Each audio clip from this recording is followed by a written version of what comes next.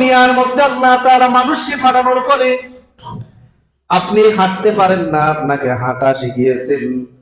গরুর বাচ্চা হওয়ার সাথে সাথে হাঁটে, ঠিক কিনা? আর মানুষ হাঁটতে 1 বছর লেগেছে, আবার বলে সেগুলো অনেক শক্তিশালী। বুঝলেন না কথা? কোন দিক থেকে আপনি শক্তিশালী? একটা গরুর বাছুর হওয়ার সাথে সাথে হাঁটে, আর আপনি 1 বছর লাগে হাঁটতে, কথা বলতে। বুঝলেন না কথা? কিসের শক্তিশালী? আপনি শক্তিশালী এই জন্য যে আপনি রবকে সিজদা করেন, রবকে মানেন, এই জন্যই বলেন আপনি দামি। সুবহানাল্লাহ। রবকে মানেন, রবকে না মানলে আপনি কিছুই না, ঠিক কিনা? সব দিক থেকে মানুষ দুর্বল। এটা তো আল্লাহর কথা। ওয়া খুলিকাল ইনসানু দাঈফা, তুমি দুর্বল। আবার বলে ওয়ালাকাদ কাররামনা বানি আদম। সুবহানাল্লাহ। যে বানি আদম হলো সবচেয়ে সম্মানিত। সুবহানাল্লাহ। একদিক থেকে দুর্বল, আবার সম্মানিত।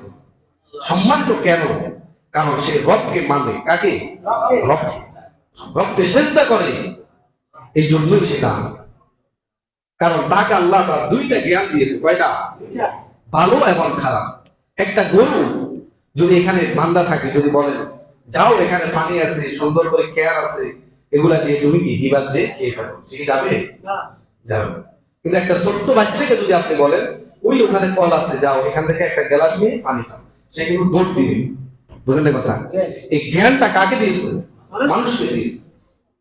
কিন্তু এটা প্রশ্ন আগে এই হিসাবে আপনি দামি। রবকে যদি আপনি মানেন না, আপনি দামি হয়ে যাবেন। আপনার দাম বাড়ায়া দিবেন তিনি কে? চিন্তা করেন, এই দুনিয়ার মধ্যে যত মাখলুকাত আছে, আছে না নাই?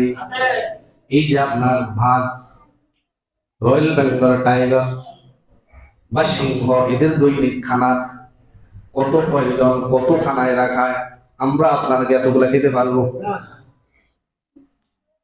একটা ভাগ দৈনিক অনেকগুলা 13 থেকে 14 কেজি মাংসের প্রয়োজন, তার আমরা কি খেতে পারবো?